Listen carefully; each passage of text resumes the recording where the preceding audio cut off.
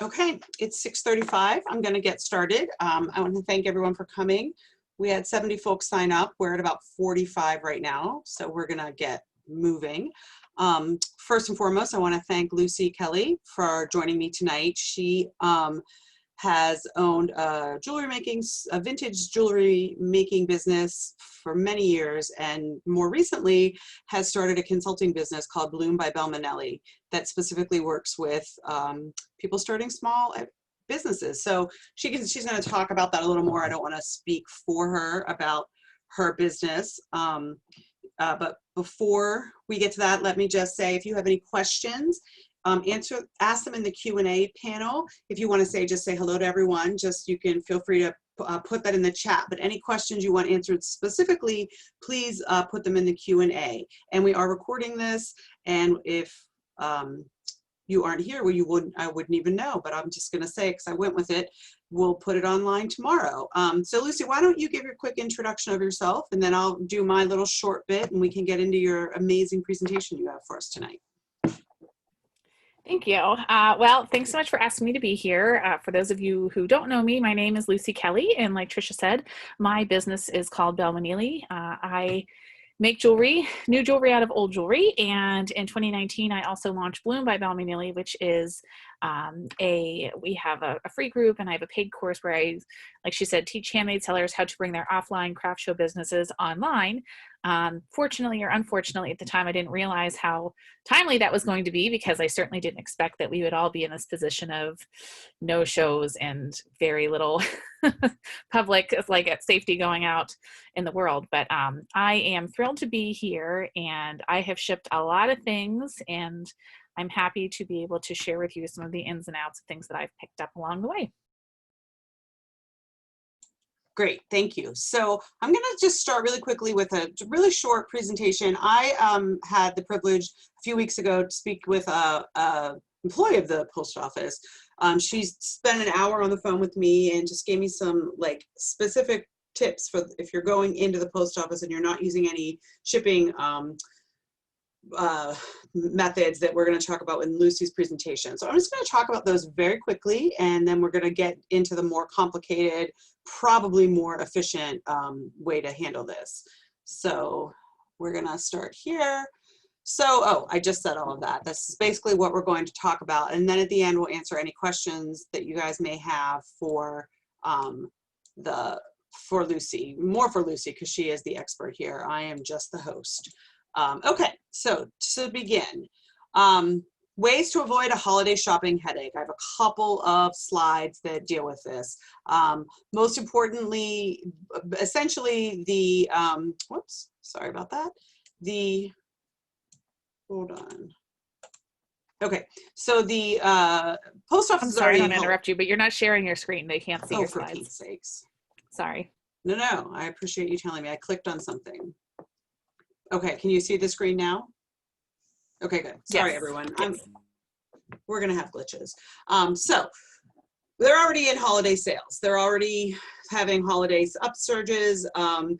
After Black Friday, everything's in full swing, and post offices get slammed. According to the woman I spoke with, Tuesdays and Thursdays tend to be slower.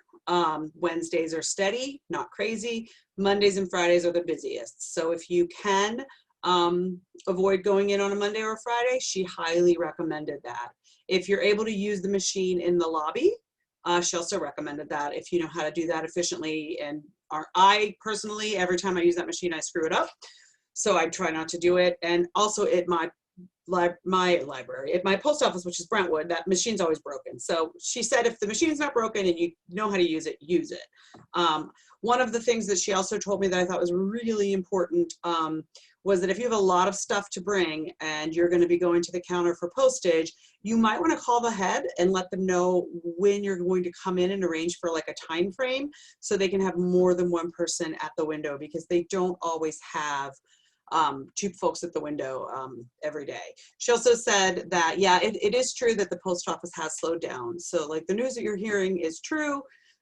So prepare yourself for that. And I actually was speaking with another maker earlier today who was telling me that she has had more lost packages this year than she's had in all of her years of business, 14 plus years of business. So just prepare as best you can. So some things I wanted to just reiterate for the makers who are participating in the marketplace. I don't think it's the best idea to wait until the Handmade Arcade marketplace ends to ship. I think if you're getting orders in, that's the goal. As they come in, package them, label them, prepare them for shipping, get those packages out as soon as possible, because the way we are marketing this event is a shop online. We're launching our advertising campaign on Monday, but we're really pushing the skip the big box stores and support local, support artists, support handmade, support community. So if the goal is to get as many online orders to your businesses as possible. So I feel like if you're able to, package things throughout the week, that's probably the best way to manage things. And I know Lucy will probably discuss this, but I'm just going to drill it in. Make sure that your shipping policies on your website are updated and easy to find. And if you, when you send an email confirmation of an order, make sure you put in there, you put in there something about your shipping policies, or what your plans are, and maybe acknowledge in some way that there are going to be slower shipping times this year. And we're hopefully people will know that and be patient. But also people get really nervous about holiday gifts getting there on time.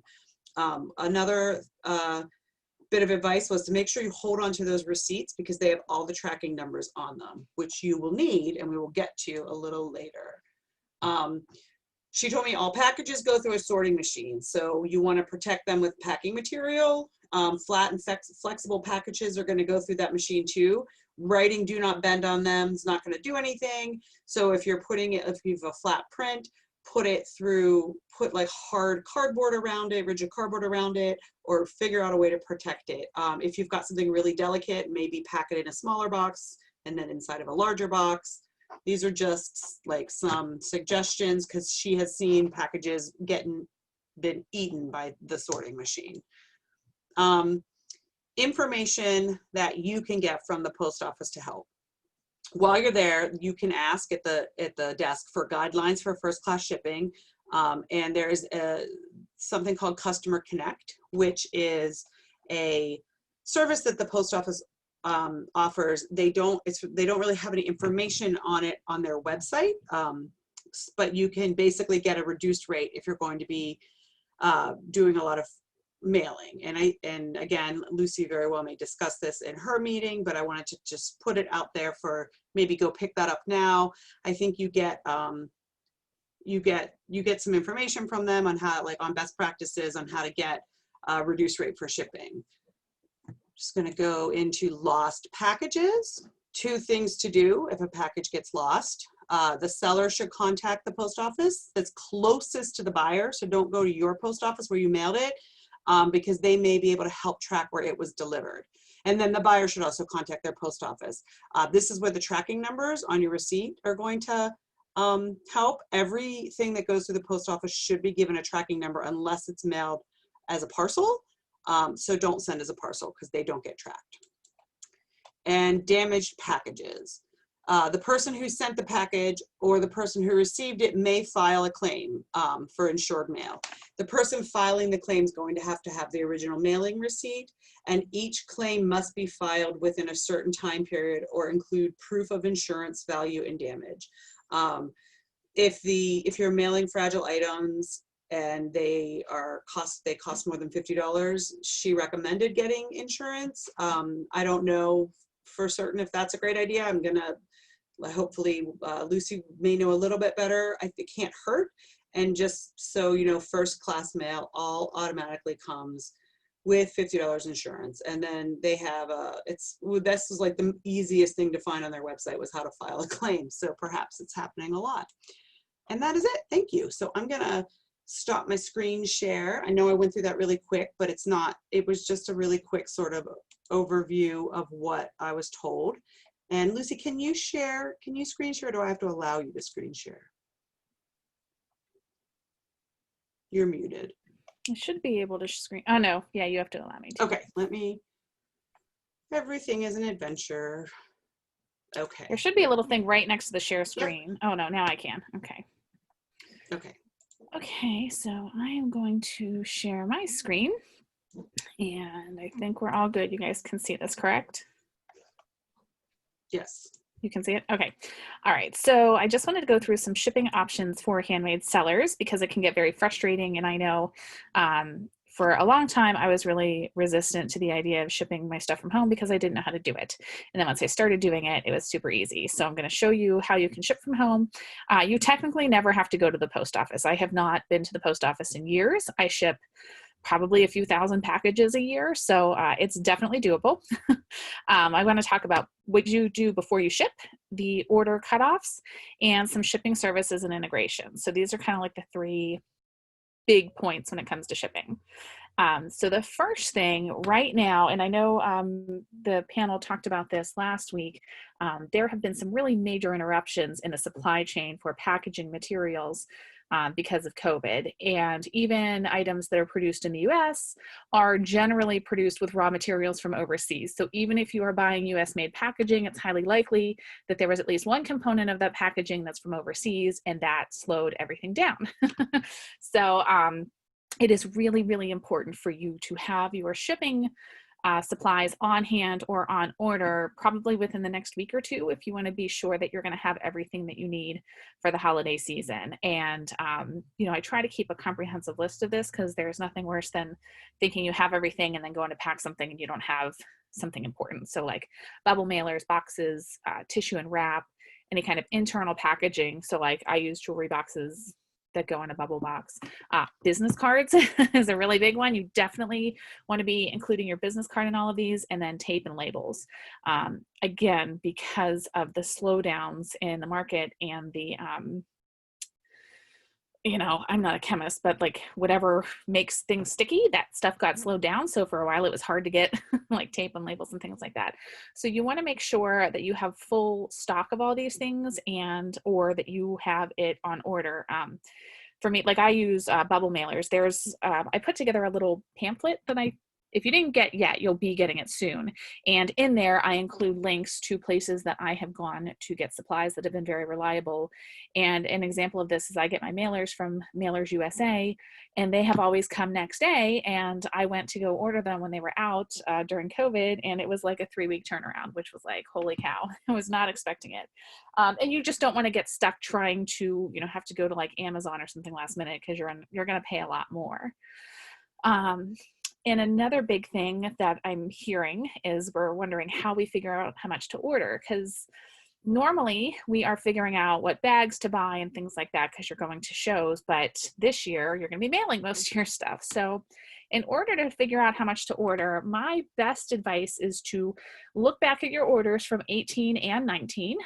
If you have data before that, go ahead and look before that just to get an idea of how many packages you've been mailing in the past. Not just at holiday season. I would recommend like everything from summer on because, right now, like Tricia said, the post office said it, this like holiday season starts now. The CEO of Shopify was on CNBC this morning, and they were projecting that 55 to 60% of people are going to be doing their Black Friday shopping online with small retailers, not necessarily just Amazon and Walmart. So you are expected, I would fully expect that we are going to have higher than normal sales online with the appropriate marketing efforts, which are absolutely being done here. And then you're also going to benefit from things like Shopify advertising, and Amazon is advertising their handmade. Etsy has a really big online push. So people are really understanding right now the value of shopping handmade and small business. The second thing to look at is your website and social media traffic for the past few months. So while people might not have necessarily been ordering from you, you want to pay attention and see, have they been visiting you and have they been noticing you? And if you have if you're hosting your website with somewhere like Shopify or Wix, you should have access to your analytics, and it will show you right there where your traffic is coming from. I was telling Tricia this last week, I get traffic from Handmade Arcade to my website weekly. year round, sometimes daily, but like at least weekly. So people all the time are going and looking and they're getting ideas or someone's forwarding them a picture. So if you've had an uptick in web traffic, then you can probably expect an uptick in sales. And then you do want to look at your show sales from 2018 to 2019. It's not going to be the same because this is not the same, but there's nothing to say it might not be better. You never know, but you want to look at that so you have an idea of, okay, this is what I sold in the past. These are how many sales I made. So like where you'd be thinking before, how many bags do I need to buy? Now you're thinking how many shipping mailers or how many boxes or how many of that. You want to have all of those things swirling around when you're figuring out how much to buy. And I know that it can get pricey when you're buying in bulk. And for those of us who live in small homes, like my house isn't huge. If I buy a box of 1,000 mailers, that box is giant. And not everybody has space to store it, but it is definitely the most economical way to purchase. So I would suggest getting together with other businesses owners to bulk order shipping supplies. Split a box of mailers, split a box of bubble wrap. It's going to be cost effective for both of you. It's going to be a nice socially distanced way to connect with somebody because you can meet each other to drop off. It's just going to be better all around. So if you're looking to buy in bulk and you're seeing that it's just too much, like it's just too many packages or too much stuff to physically store in your place, consider teaming up. I know that we have the Handmade Arcade vendor group. So it might be a good idea to just put it out there. Hey, I'm going to order mailers. Does anybody else need them? And that might be a nice way to connect. The second thing I wanted to talk about is order cutoffs. And what I mean is you're going to need extra padding in your processing and shipping time this year. And this is something that's really a different concept for those of us who are used to doing shows, because at least I am used to, the night before a show, I'm finishing up those last minute things so that I can take them and put them out. Except this year, you can't do that. You need to have your things made, finished, photographed, edited, listed in time for someone to see it, buy it, ship it, get it before the holidays. So you're gonna have to back way into that production process. And because of slowdowns in the postal system, you're going to have to add more time to your shipping time. So these are all of the things that you need to consider when you're talking about that production schedule and backing into when things have to be listed. So remember, you got to have time to make it.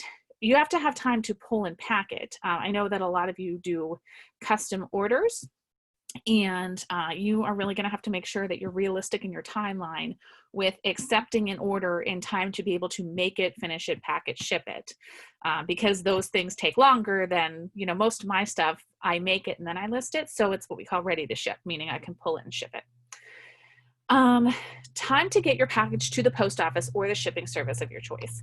So what I use the US Postal Service, knock on wood, they've never done me wrong. I've never had any problems with it. And I use what's called the schedule a pickup option. You can have your postal carrier pick your prepaid packages up from your home. You can schedule it, I think up to 2 or 3 a.m. You can schedule for a pickup that day. Otherwise you would have to, like if I was scheduling tonight, my postal worker would pick it up tomorrow. They'd pick it up on their regular route. The purpose of doing that, my mailman told me the purpose of doing that is so that he knows to pull his truck up to my driveway, because he's not going to walk around the neighborhood with all of my packages. But it's not, and in my experience, it's not any slower, because he takes it to, like, whenever he drops off his stuff, when he's done with his run, he takes it to the post office and then they process it through there. I've never had any problems with it. Again, knock on wood. The only way this might be a concern for you is if you are in an area where you feel like package theft is a problem, because you would have a big box of packages out there, and that's something that you would need to consider. But it's not a problem that I've ever had and that I've heard a lot of people having. And then the extra transit time once the package is shipped. So once that package is out there, you want to try to pad and allow a little bit of extra time for it to kind of make its way to where it goes. Historically, in my experience, shipping times have actually been faster at the holidays. They're shipping more, which means they're staffing more and there's more people working. However, due to influences beyond their control this year, that might not be the case.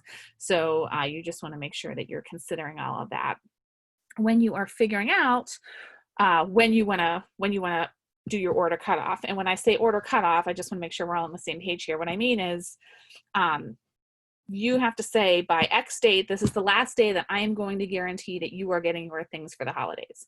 So looking at, this was the original cutoff date that I had gotten. There wasn't, that the postal office hadn't put theirs out yet. But this is, like, for example, what Priority Mail Express would be, Priority Mail, but I just updated this now, so I'm going to work off of this slide. The U.S. Postal Service puts out these dates that says if you ship by this date, the post office will guarantee delivery of this. With that being said, of all of these services, even though they give dates and times, the only service that they actually guarantee is Priority Mail Express, which is overnight shipping. Priority Mail is not guaranteed. None of these are guaranteed. The only one that is guaranteed for time is Priority Mail Express. So that's like if you're overnighting something. So like, let's say I'm shipping first class mail. That's usually what I ship. I use first class package service. Shipped by Friday, December 18th. So for me, for my business, because my products are ready made, I'm going to make my order cutoff date the Friday before. So the Friday before that is the last day that I am going to guarantee that this product will get to you before Christmas. Now it doesn't mean I'll still take orders after that, and I'm sure they'll still get there, but I don't want to put out an unrealistic expectation to my customers. And that just saves a lot of headache down the road. So tell me if I'm talking too fast or if I'm rambling. I'm not monitoring the chat here. I would slow down a pinch. And I have two questions that I think that it is maybe a good time to ask you. Yes. One is somebody asked, this is all great information, but what about new business owners who don't have a history to look back on in terms of like getting mailing packaging? And then the second one was, do you have a recommendation for the best place to buy boxes, envelopes, and mailers, most cost effective with good quality? So if you're going to address that one later, we will. I will address that one later, and then that's in that little packet too. I have resources that go in there. Yeah, and somebody also asked if we're going to be sharing all of this information. Will be shared and linked to from the Handmade Arcade website tomorrow. So if we're talking faster, you've missed something, don't worry. We're going to share everything with you tomorrow. So yeah, and there's like a printable packet with all of this information in it, and the PDF that I had is hyperlinked. So when you open that PDF on your computer and you get to, actually I can probably show it to you when this is done, you can click straight through the pictures and go to the place to buy those things. Sorry, I do talk fast and then I don't realize it until I'm partway through. So the question about how to figure out how much to buy if you are a new business and you have never done this before. I would look at a few different things. If you, I would say it depends on what you sell. I would look at your social media traffic and maybe the size of your audience at this point. If you have like a mentor or a friend that has a similar product or similar product line, I would reach out to them and ask them kind of what their volume is at this time of year. You have I think 134 people are going to be participating in Handmade Arcade. So I would go on to the group and ask other people, how much do you usually ship? How much do you usually sell? Handmade Arcade is a unique event in that the number of attendees and the number of transactions at that show usually is in the hundreds for me, and I think for most people. So I don't know what to expect as far as online. To be honest, I would not expect to be getting hundreds of orders, but it is possible. So I would say if you have the financial bandwidth in the space, it is going to be worth it to evaluate your product and get enough packaging materials that you can kind of ship what you want, because they don't go bad. That's the nice thing about this. When you're buying these mailers, you can use them for a year. You can use them anytime. So if you're buying the stuff that actually fits your product, you're not going to have a problem using them down the road. You don't want to financially strain yourself right now. The other suggestion that I would make is just to maybe you can go onto Amazon and just buy smaller quantities of packaging. So you could just do a few and have them on hand. But my fear would be that, the site would go live, the marketing works, we get tons of traffic, you get tons of orders, and then you're in the lurch trying to figure out how to ship it. So that would be my best bet. Talk to people that are in your industry, talk to other handmade sellers who have done the show before, look at your audience, and if it's possible, just stock what you're able to stock because you're going to be able to use it down the road. And, oh, the other question was the supplies. So we'll touch on that a little bit. Okay, so these are the cutoff dates that came from the post office, and these are the last days on their website that they say that they will guarantee the shipping. What I am going to add to this too, and Tricia had mentioned insurance. So insurance, as it turns out, is not very expensive. When these packages started to get lost, and there was all this kick up about them removing package sorters and stuff like that, I decided that I was going to go ahead and start insuring my packages, every package that went out, because I work with vintage items and I can't easily recreate the things that I have sold. And it was less expensive for me to pay for the insurance than it was for me to reimburse somebody for a package that was lost. I was actually very surprised when I looked into it to see that it's only about 50 cents for $100 worth of insurance. So for me, it was well worth that 50 cents to $1. I think it depended on where it was going. It was well worth that extra cost to insure my package and know that if it got lost that I would have a method of recourse. Of course, that doesn't solve the problem of your customer not getting the item, but it does solve the problem of being out the money and having an unhappy customer. So I do recommend, if this is something that you're afraid is going to be a problem, that you consider working insurance cost into your price, and either your price or your shipping if you charge your customer shipping, and be sure to use it as a benefit. Be sure that you use it and you let your customers know that you're offering this as a service to them, because in my opinion, it's definitely a value-added upsell. You're adding that extra layer of comfort that they might not get because other people might be worried too. So I would consider insurance. Most packages that I ship, you can ship first class mail and first class package up to 15.9 ounces. Over 16 ounces, you have to go priority mail, and priority mail comes with automatic insurance. If you use flat rate, it comes with automatic insurance up to $100. So those are the two ways that I usually ship. I think Tricia had mentioned you can ship first class parcel, and parcel does not come with a tracking number. It is really not much cheaper than your regular first class package rate. So, I mean, we're talking just like a few cents, like 10 to 15 cents. So it's not, in my opinion, going to be worth it for you to use the parcel option. Media mail is only for like books and magazines, technically without advertising, but books and things like that. And media mail takes a long time. And then retail ground is just regular retail shipping. So this is from the post office. I myself am adding time to this. These are the absolute last dates that they will guarantee that your package is going to get there. Okay, and now I want to talk about shipping service options, and I'm going to try to track the chat here so I can see if there are any questions that are coming in. Okay, wait, I'm looking over here. Lindsay, if I average X sales in a non-holiday month, do you have a percentage you notice as an approximate uptick in November, December? Typically, yes, but this year I have no idea, because I do a pretty decent volume at shows and like none of those are happening. So I don't know what to expect. I mean, normally I would see like a 40 to 50% uptick, but I have no idea what to expect or if that's realistic, or like, that's a really hard question. I'm sorry that I don't have a good answer for you. I don't know. I would plan for the best is going to be my thing, because I know Handmade Arcade is marketing the heck out of this, and I think that it's going to work. So I would plan on being successful. Okay, so for the USPS, I generally don't advise printing your shipping from the USPS website. And when I'm talking about these services, I'm talking about the websites.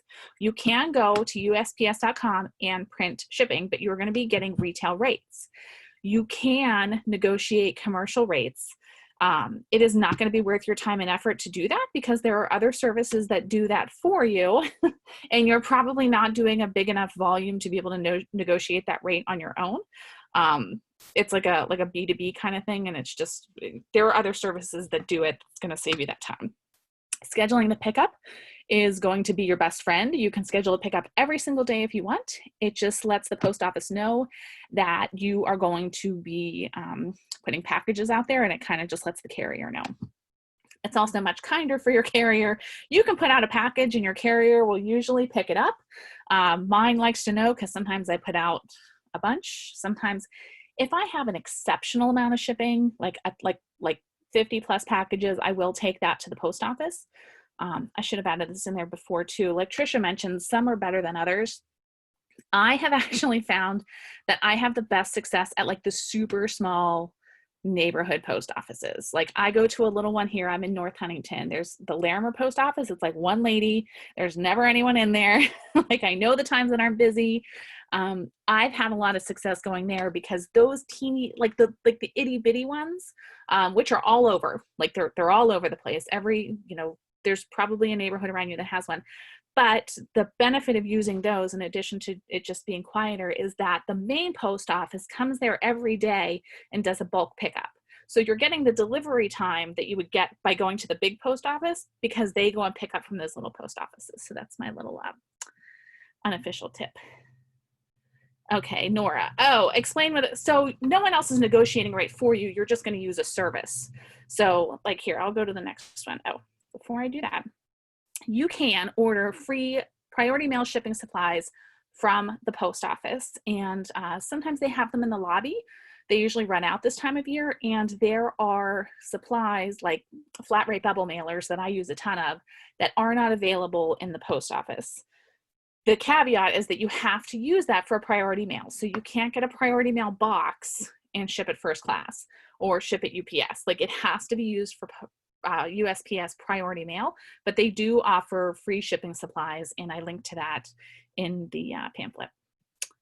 So the next option that you can use, and all of the rest of these options have that negotiated commercial rate, and that's what I mean. Like if I'm selling from Shopify, I can ship directly from my Shopify site.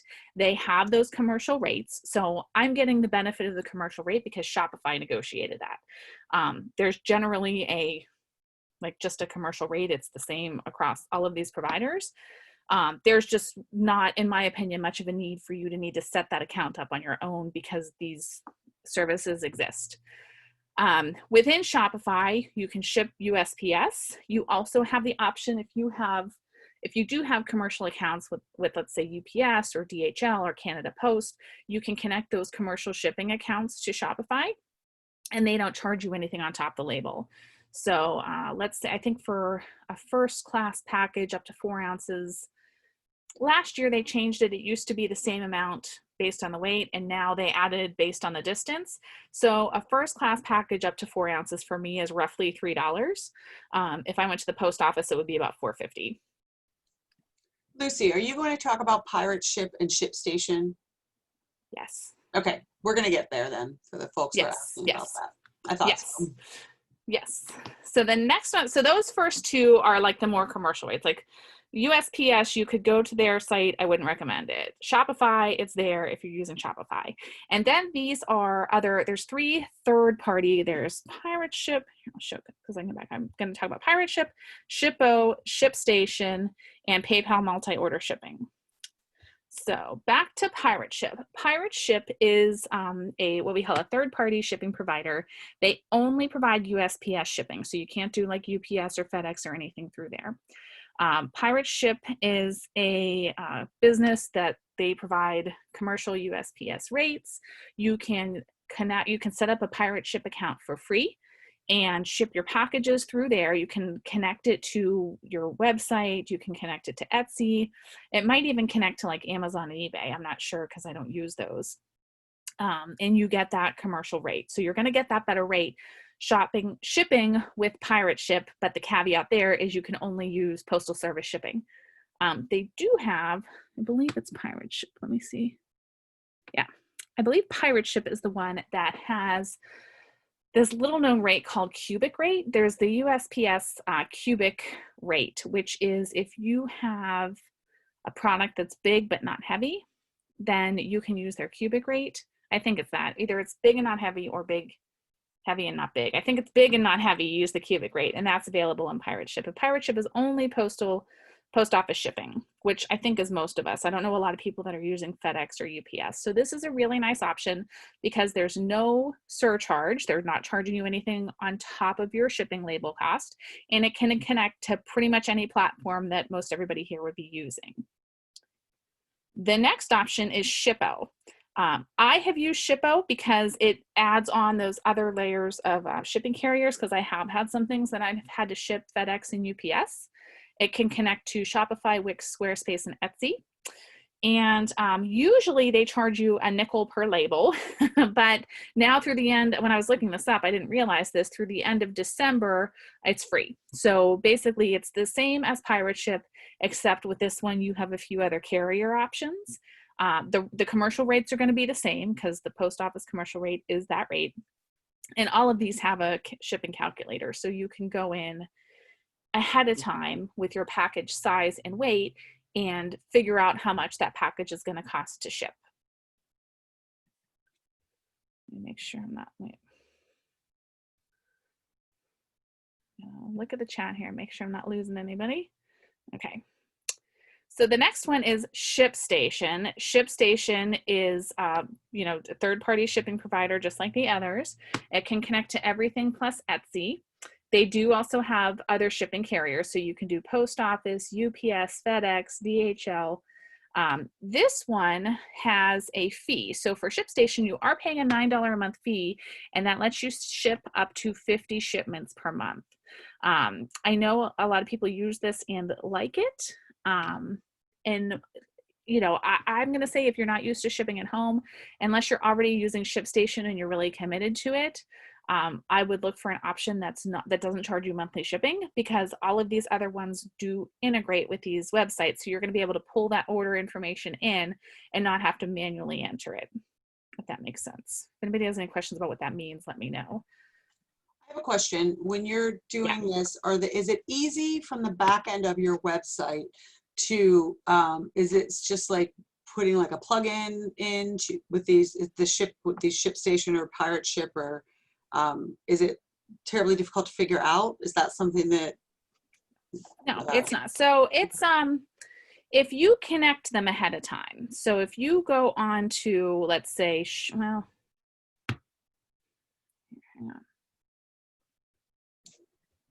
Oh, it looks like we're going into her website, folks. This is exciting. No, you're not going into my website. I'm going to Shippo, because it's not going to help anybody to go into my website. We can't. So Shippo, I'm going to move this around so I can log in. So all these accounts I think are free to create. And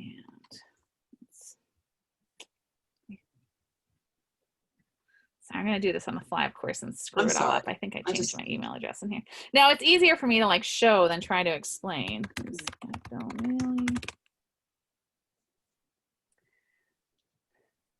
Because I have this. Go ahead. What I think everyone who's listening needs to do, like as soon as possible, is start thinking about connecting whatever you decide to use to your website, because there's going to be a learning curve, especially for the newer folks, and the sooner you can get that learning curve, you know, conquered, the better. But also you can take advantage of the Facebook private group, because that is a place where, like, Lucy's historically has always been one of our top participants, and that she's really helpful in answering newer vendors' questions. So, you know, don't forget to ask your questions. Lucy, still, I'm just interrupting. Go, I'll stop. You can't see it. Okay. No, Michelle says she can't see it. Can you guys see this now? Can you see this now? Yes.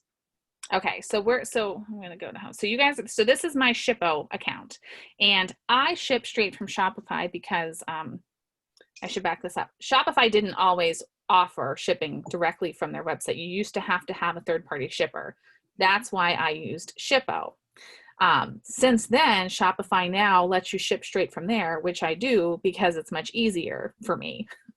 But my accounts are still connected.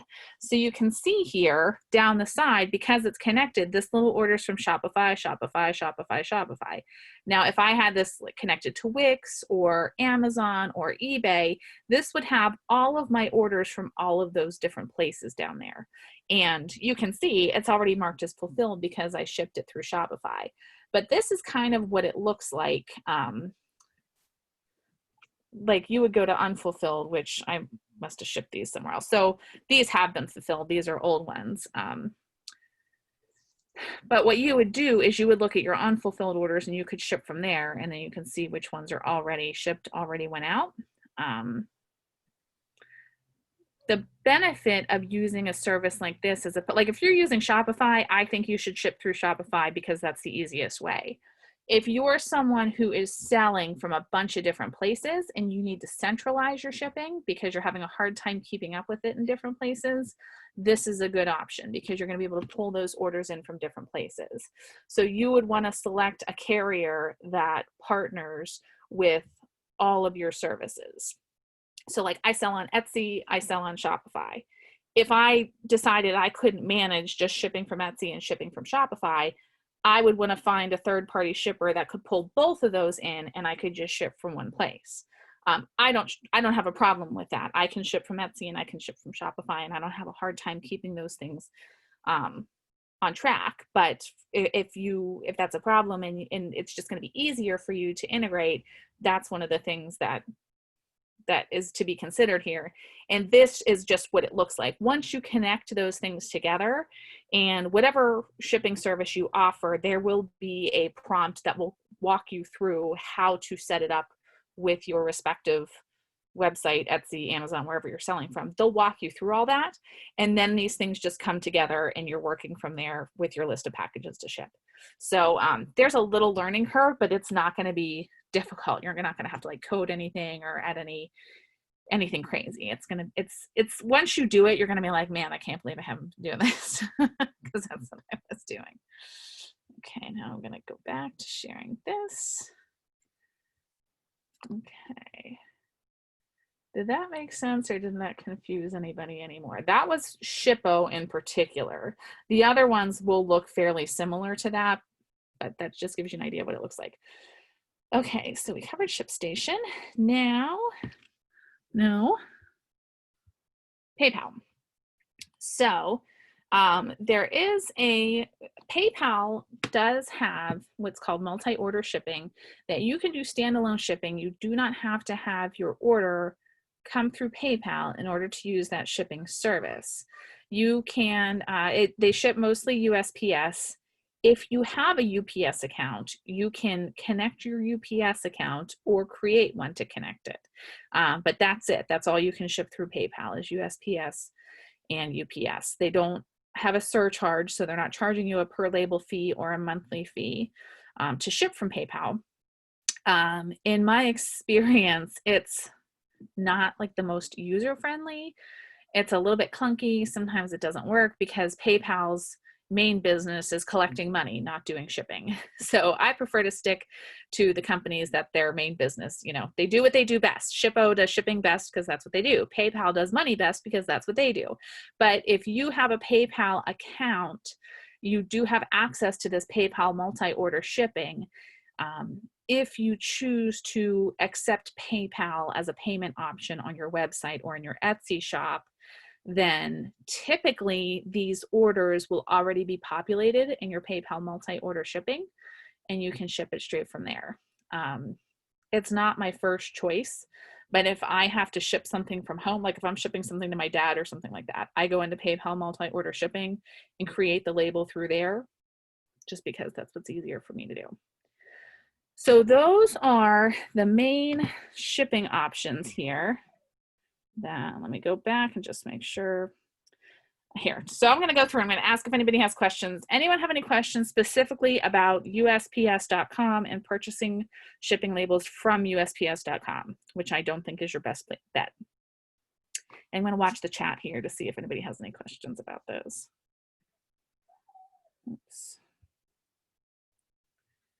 Okay, anybody have any questions about using the Shopify built-in shipping option, which comes up right, like if you're processing orders in Shopify, it will give you an option that says ship order or print shipping or something like that. It's pretty self-explanatory when it comes up. Okay. Does anybody have any questions about Pirate Ship? There is a question about Etsy, and the question is Etsy shipping already less expensive, or would you recommend using these services? No, Etsy shipping is already commercial rate. Okay, does anybody have any questions about Shippo? There's a question about Shopify. Okay. If 99% of my sales come through Shopify, you recommend just using Shopify's shipping option. There's no, yes, so you do that. So there's no need to add a third party. Is that correct? No. Okay. Yeah, in fact, you can, whoops, no, hang on. I'll show you mine and I'll show you. I'm a shower. It's just easier for me. I hope you don't mind.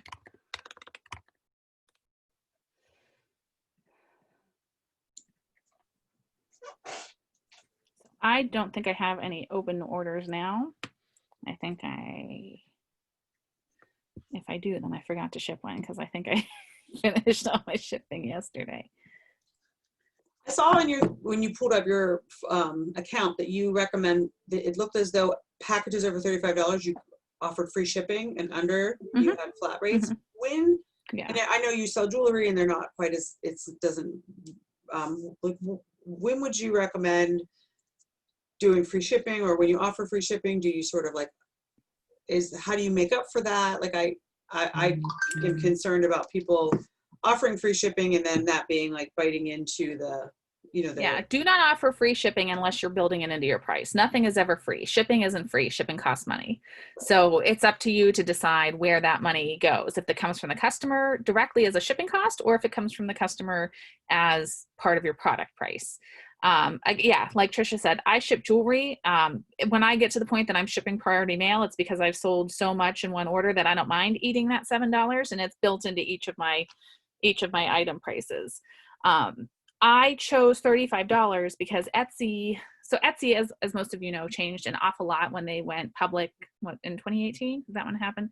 A lot has changed because Etsy is now a corporation, and their first responsibility is to their shareholders because that's how that works. They were trying to compete on the marketplace with Amazon, which I think they're starting to find out now is just not going to work because it is not Amazon. But that's where the free shipping over $35 came from. That was a big Etsy initiative, and a lot of people jumped on that without working that cost into their price and ended up shocked that they were selling a lot but not making any money. So I offer that because I used to offer just free shipping, and that adds up. So I just made it, mine's $3 up to $35. So I recommend looking at, like, knowing your product weights and knowing your average package weight. And then, like, let's say you're selling something that's super heavy. Like soap people have this, it's a big problem for soap people. That stuff is heavy and it's inexpensive. So that's a really bad combination for trying to ship some stuff. So my best recommendation there is to split the cost. So I would suggest doing like you could do free shipping over $50 or $75, which is kind of standard across the soap market. And I'm not a soap seller, so if you're on here and you're a soap seller and I'm wrong, I apologize, but this is just what I've observed with people, that you do a free shipping over a high dollar amount.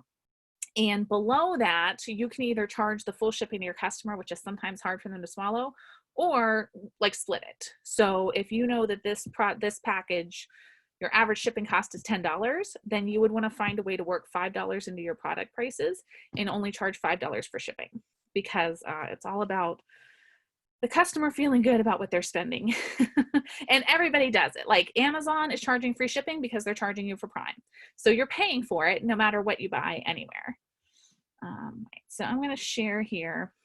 So this order was already fulfilled, but it's going to give you an idea of what it looks like in Shopify. So if you go, like here where it says reprint label, this would say print label.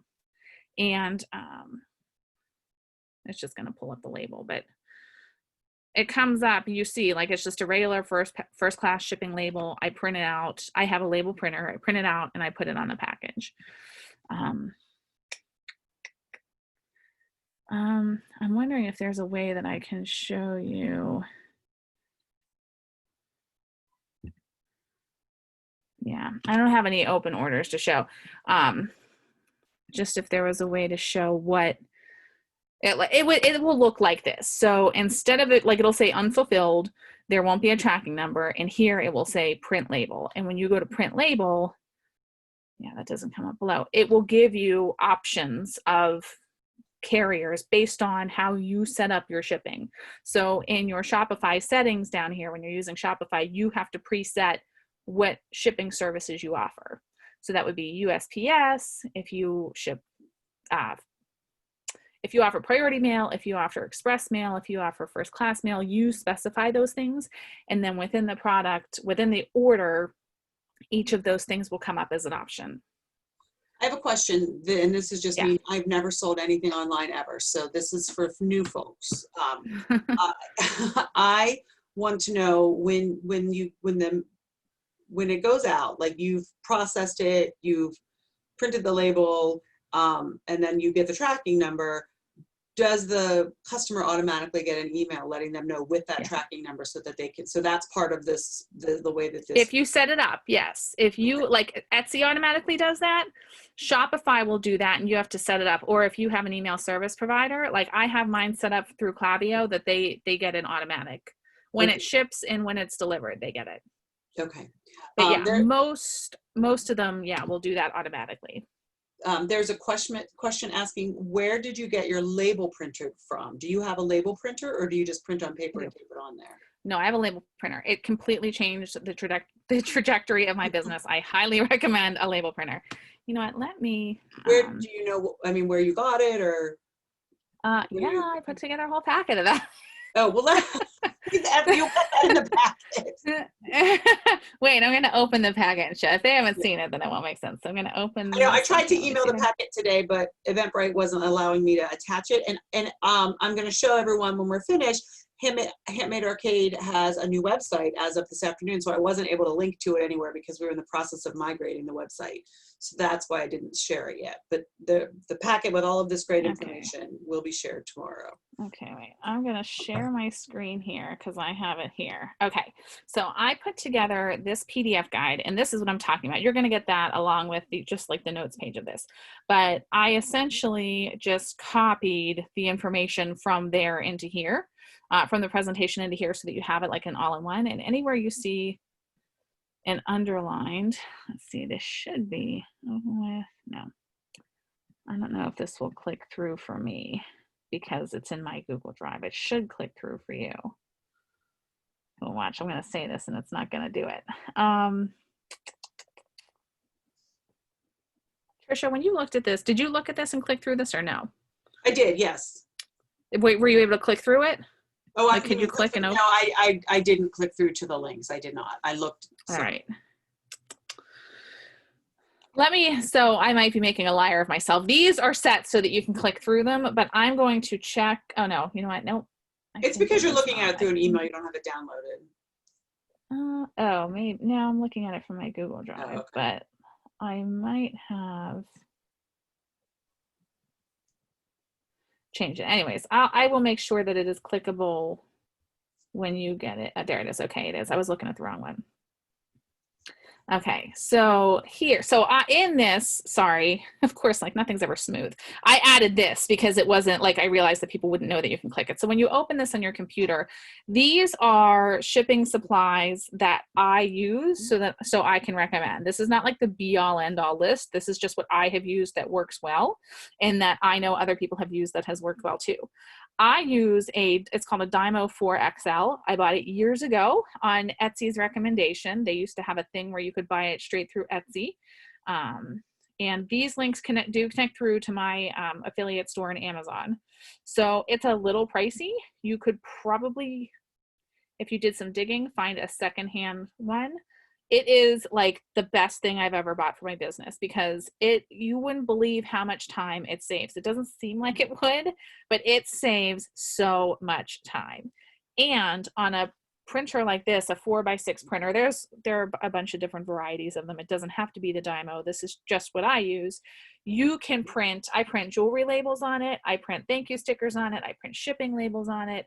I print like 1x2 labels on it. You can print anything on this printer. So if you are looking at a printer, you want to make sure that you get one that prints the big labels, because it can also print the small labels. If you get one that only prints the small labels, it can't print the big labels. So that is my recommendation for that. But in this pamphlet here, I have supply resources. You always want to have plenty of tape. This thermal label printer, which this means thermal labels are ones that don't need ink. So that's another nice thing. You don't buy ink for this. You just buy the label rolls, and these are the label rolls that I use, and you just buy the rolls and it just comes out like magic. So it doesn't smudge, it doesn't smear, it doesn't fade. It stays nice when you ship it.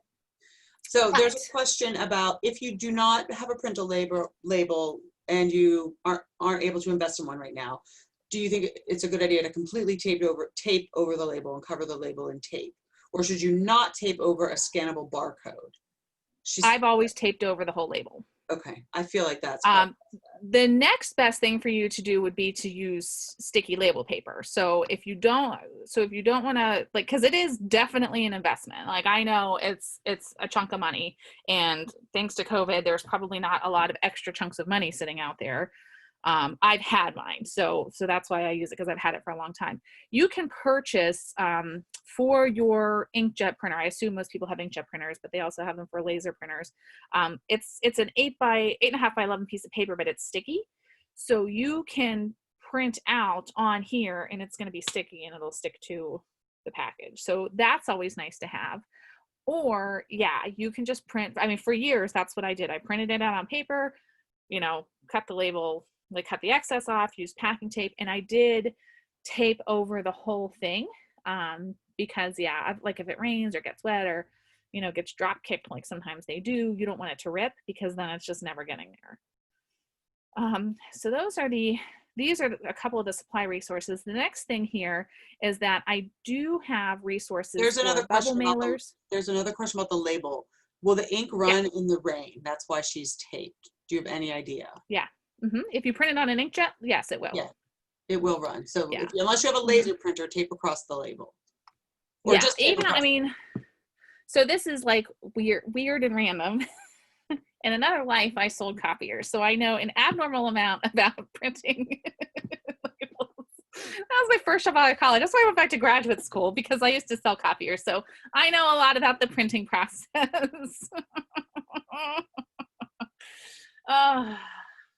Yeah. So yes, inkjets, basically it kind of like the ink like sits up on top of the paper, so it will immediately wash off. A laser printer uses what's called toner, and it's more heat activated, so it's going to be a little bit sturdier. But if you are at the point where you're investing in a laser printer, which is significantly more expensive than an inkjet printer, you're better off just to buy the thermal label printer and eliminate that problem altogether. But yeah, an inkjet label will run if it's in the rain. So yeah. Oh, and Kirsten said, yeah, when you tape over the barcode, I've never had a problem with it, but when you're taping over it, I suggest, I have a barcode here. Like, can you guys see my camera here? So like this part, like the barcode, like instead of taping up and down across, you would want to tape sideways like this, so that your tape is taping directly over the barcode. If you tape vertically, then the vertical line overlapping jacks up the reading, could jack up the reading when they scan it in, and then they have to manually type in the number, and that's what makes them mad. That's why they don't like that. But if you tape over horizontally and you don't have any bars covering that bar, it should not be a problem. And in my experience, it has not been a problem. But yeah, that's why they don't like it, because you're creating extra lines, and then it doesn't scan, and then they have to type it in, and then you get cussed out, and your product gets drop kicked, and that's when you have problems. Okay. So those of you who asked about shipping supplies, I have always had a lot of success using Mailers USA for ordering bubble mailers. They have a variety of options, including thermal packaging, which shouldn't be a problem for anybody in the winter, but for any of you who are selling like shelf-stable products or products that are sensitive to temperature, a thermal mailer is always a nice option. So that's what that goes through. This is where I've always used Mailers USA, and they're really nice and very responsive, and they ship quick. Like now they're shipping down to 7 to 10 days, but it's been coming faster than that. This is, I don't know what that was. Nashville Wraps is what I use for my boxes and bags. I used to use Uline, but they are not very socially responsible, so I switched over to a different carrier. And then these, what they call bubble out bags, which is bags that have bubbles on the outside. These seem to be like, these are the main products that I use, and these are the main products that most people who ship I've seen used, aside from corrugated boxes. And then business cards and stickers. These are the supplies that I use for that. I use Vistaprint because they are the least expensive, and I use Sticker Mule for stickers. And then this is just a little note page for you to ask. So you guys will have access to this. And again, this is like not the be all end all list. This is just what I use. Shipping scale, I think everybody should have. Like it's going to be darn near impossible for you to ship packages if you don't have a shipping scale at home. And I think this one's like 25-ish bucks. You can probably get one a little bit cheaper if you do a little bit of Googling, but this is the one that I use. And it has been a little workhorse, and you can see here, mine I think only goes up to 75 pounds, but this one goes up to 90 pounds. So you're gonna get a very accurate weight. If you are weighing your package with a bathroom scale, which you can do if you have bigger packages, you're not gonna get as accurate of a weight. And if you have a smaller package, it's difficult unless you have like a really fancy scale.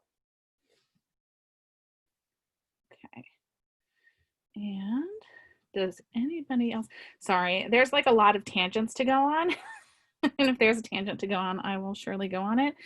But it's not, the long and short of it is, it's not as intimidating as you would think.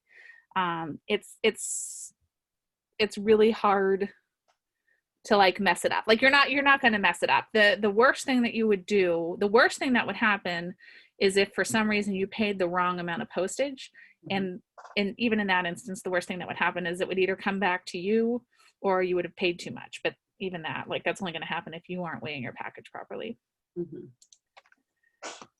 So does anybody have any questions about any of that stuff, about how it connects to Etsy, about Shopify, about packaging it up and sending it from home? Oh, I will add one thing if you don't mind, Tricia. Not at all. And this is fantastic.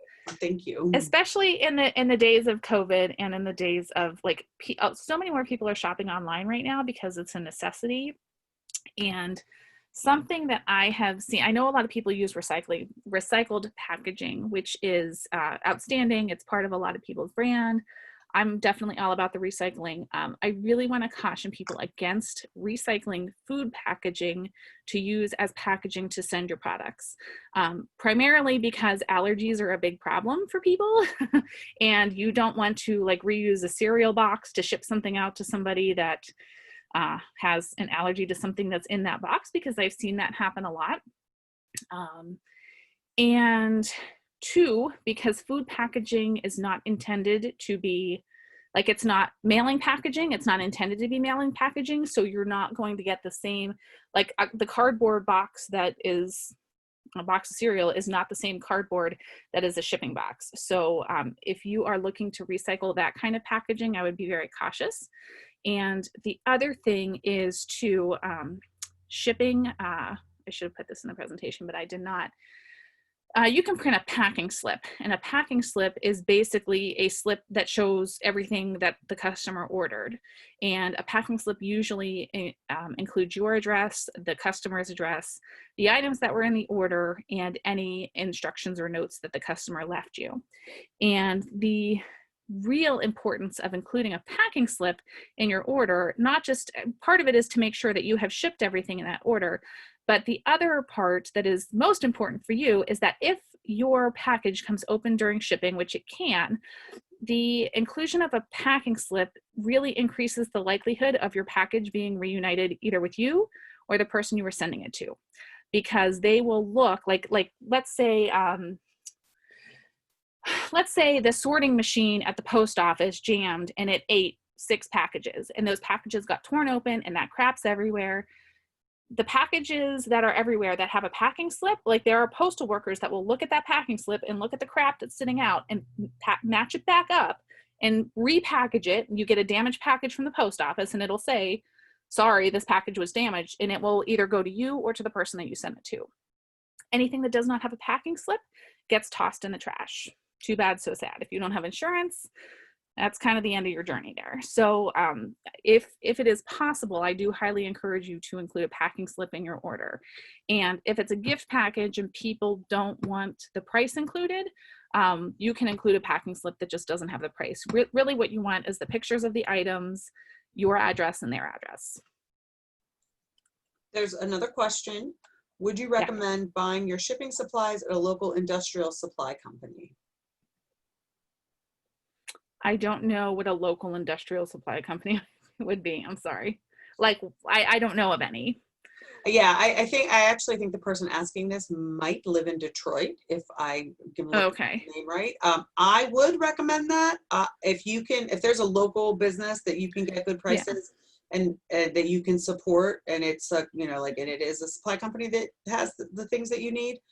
My answer is always yes. Totally. Yeah. If this is stuff that you can get there at a commercial rate, absolutely. If we have one here, I don't know about it. So yeah, if there's a commercial, like I think Nashville Wraps is actually in Nashville, which is a big company, but if you could just go there and get it, totally. That would be great. Does anybody else? We're getting close to 8, which is when we said would wrap up. And I wanted to just give a little chit chat to whoever's still hanging around, who's part of the marketplace. So if you have any other questions for Lucy, ask them now. And if not, in the next minute or two, I'm going to switch gears and just ask that, if you want to stick around and you're not participating in the Handmade Arcade virtual marketplace, that's totally cool. I don't care at all. But if you are participating, I think that you definitely should stick around. I'm only gonna, we have a question from Samantha Bauer. How do you handle returns?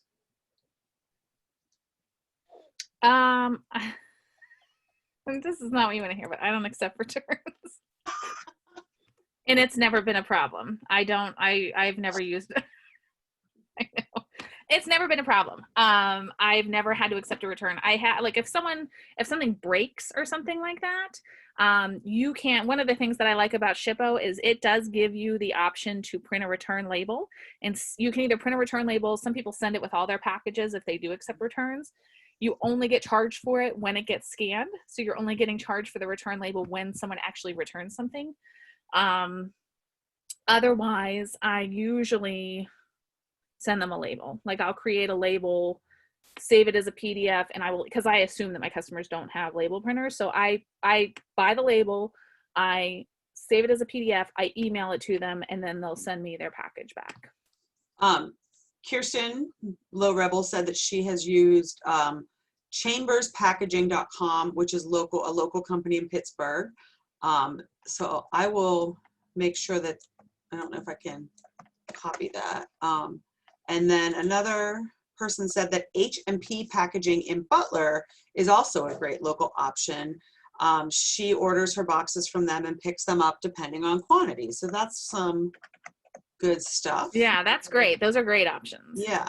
And then there's another question that says, and I think I know the answer to this, but do you charge higher prices for online purchases than at an in-person show if you are including shipping, or is the price increase across the board for all your items?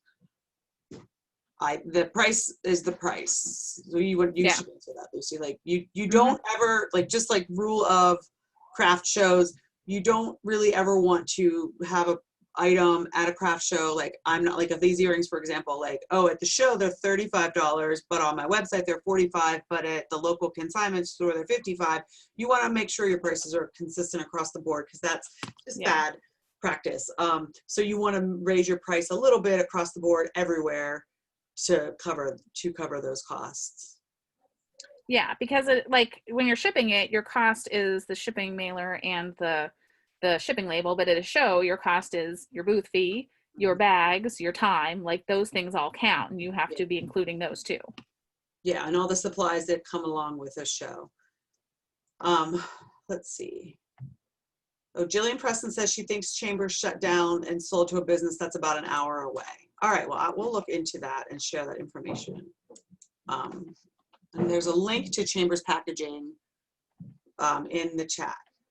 Okay, so you can continue to, if you think of anything, continue to ask the questions, but I'm going to share my screen and show you guys some stuff that I'm super excited about, and then we'll call it a night. So I don't know, let's see. Are you seeing the new website? I don't know. Okay, so we launched a new website today. Whoa! This is essentially what the virtual marketplace is going to look like. It's just a teaser site, but the colors and some of the things are all there. It's got some information, so you guys can go ahead and start sharing. We've got to sign up for updates for people to get information about the website. Some information about makers needing their support and why we're doing what we're doing around the whole COVID-19 never-ending disaster. Follow us on Instagram, some about us information, our latest press release that went out today. So we're going to start really pushing out the press. So here's where, this is the page that I want to show everyone.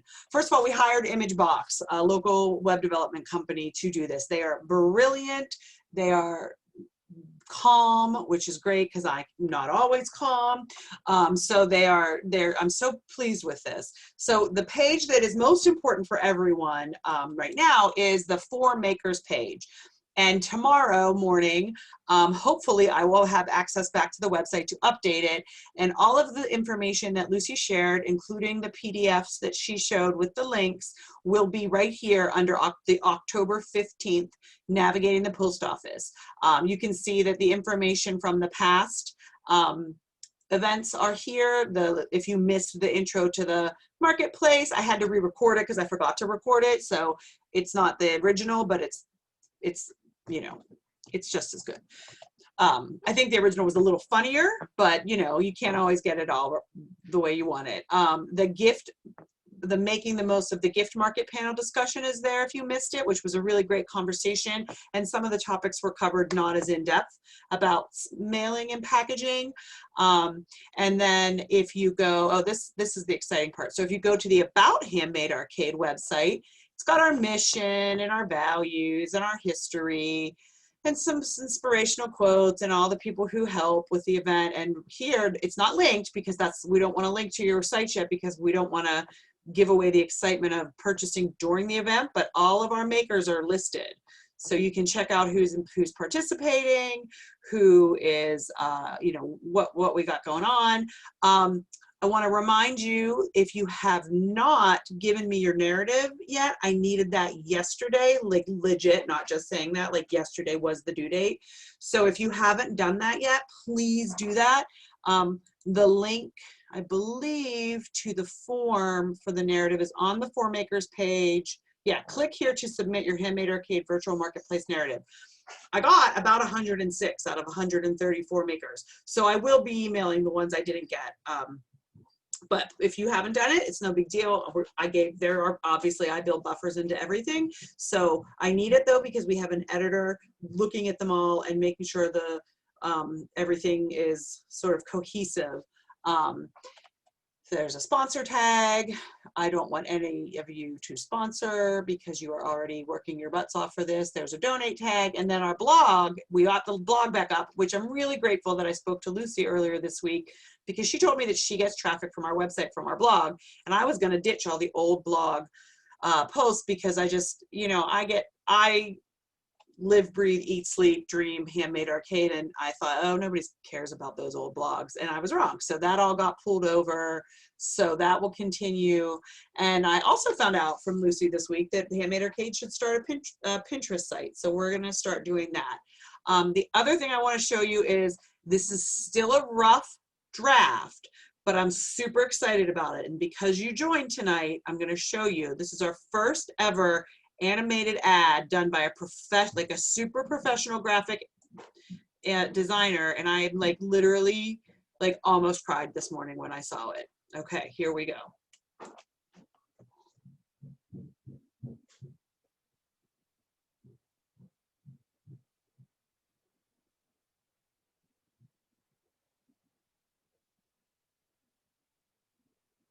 Yeah, it's 15 seconds. No, there's not, Curve Case isn't sponsoring twice. Studebaker Metals logo needs to be put in there, so it's not completely done. But that is our first ad that's going to go out next week. And hopefully by Monday, I'm not sure if Monday is going to be the date, but we have a lot of social media stuff to share. It's very close to being done. We provided the designer with feedback today, so I'm hoping to have a media kit to all of the makers early next week. And this weekend we're going to start our Instagram share.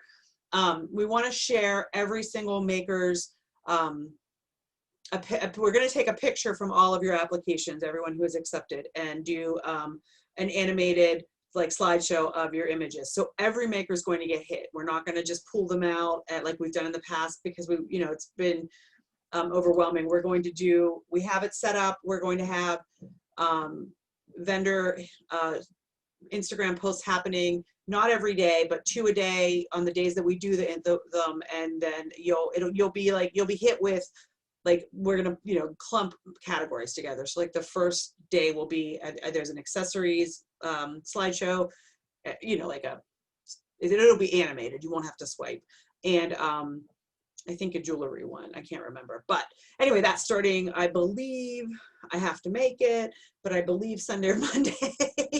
and so we're excited. There's a lot of really cool stuff happening. We've got the design, the ads this year are different. They're really different than I think what we've done in the past, which I think is great, because I think it reflects like what we're trying to do, which is different. And the whole idea of like shopping online locally is what we want to see this year.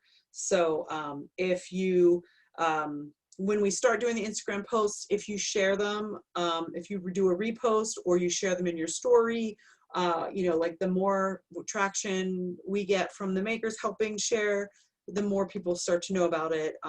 And we're also planning our virtual events. We've got about 4 or 5 classes scheduled. We've got a couple of demonstrations scheduled, and I do want to do some Meet the Maker Q&As and some Instagram lives. And I'm hoping now that this website is up and I can stop getting gray hairs over the teaser site, I can now start getting gray hairs about virtual marketing or virtual events for that week. So we're going to start setting up that calendar, and I will be emailing you.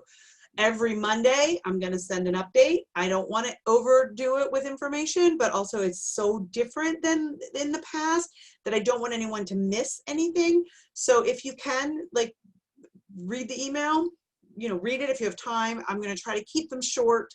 I will also post in the Facebook group that I've sent an email.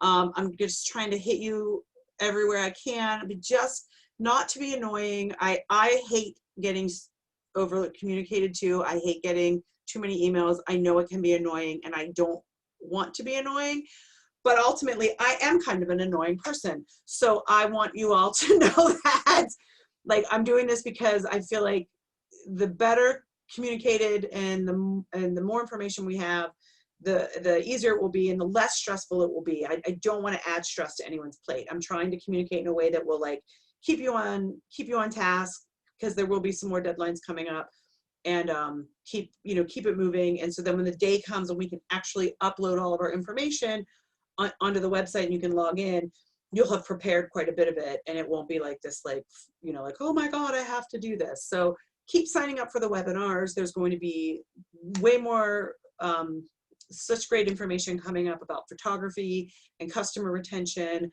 and marketing. And then we're going to have, I'm super excited, I finally nailed down an SEO expert to talk to you about SEO and Google Analytics, so you know how to read that and how to make that work for you. That's going to happen in November. Those are words, they're like doing taxes for me. People speak those words to me and my brain goes, ah. So I'm hopeful that after I sit through this presentation, I'll understand it better. And so, we're doing our best to communicate and to get you prepared and to educate you as you need to be educated. And again, if you have any questions and you don't know what to do or you feel panicked, like, don't feel like you can't shoot me an email. I am here. I am plugged in all the time. I do go to bed at 9 o'clock because I'm value my sleep, but I'm pretty plugged in, and I will get back to you as soon as I can. And I want to allay fears. I don't want anyone to feel like they're out in virtual market space land, like freaking out. Like if you feel like you need help, go to the Facebook group, shoot me an email. Like, I am here to help. I can connect you with someone who can help you. So that is it. That is our presentation. Thank you all so much for sticking around, and I'm super excited. I think we're gonna have a great 9 days, and I hope the worst thing that happens is that you run out of mailers. So, because that's a really great thing to have happen. Thank you so much, Lucy. This was so helpful. I'm so grateful that you were able to do this, and again, I just appreciate you all, and I can't wait till I can see you all in person again. I'm going to give every single Handmade Arcade 2021. I'm going to walk around and hug everyone. So prepare yourselves. Okay. Thank you all. Have a good night. We'll see you next week. Bye.